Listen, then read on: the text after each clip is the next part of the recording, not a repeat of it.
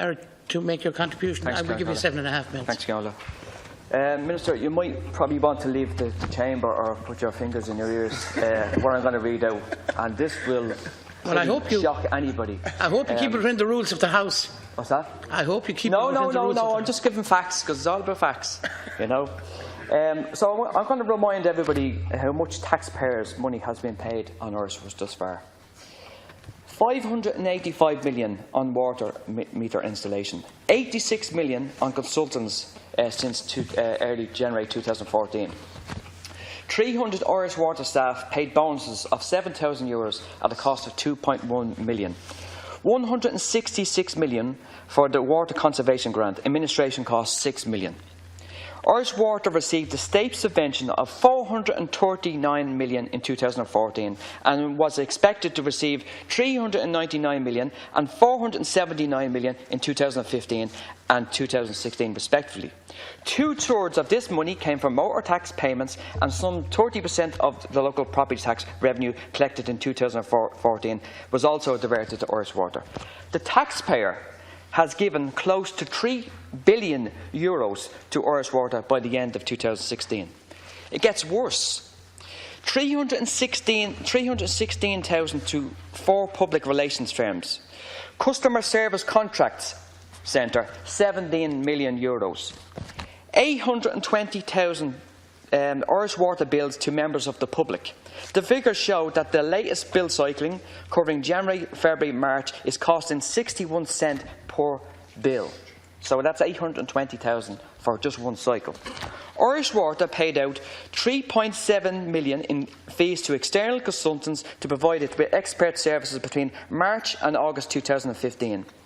Goodbody, 740,000. McCann Fitzgerald, 217,000. Arthur Cox, 130,000 in fees. Ernst & Young was paid 470,000, while accounting consultancy KPMG was paid 120,000.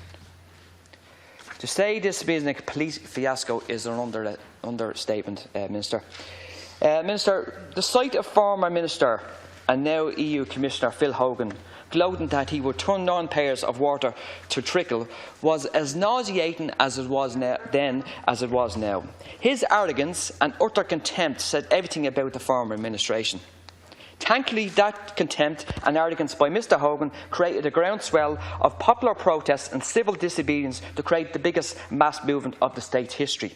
Like many elected TDs in this House, I was extremely proud to be part of this great social movement. One of the extraordinary aspects to this whole fiasco has been the role of the Labour Party. My family always voted for the Labour Party. I was told growing up that they stood for the working person and represented their values.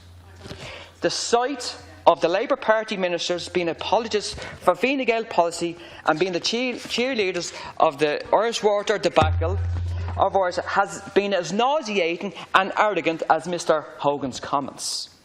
People will say, where were you on the 11th of October 2014? I know where I was, like 160,000 other people on that day. Everything changed on that day. It may have been an ordinary autumnal day, Saturday, but this day will go down in Irish history that the people simply had enough.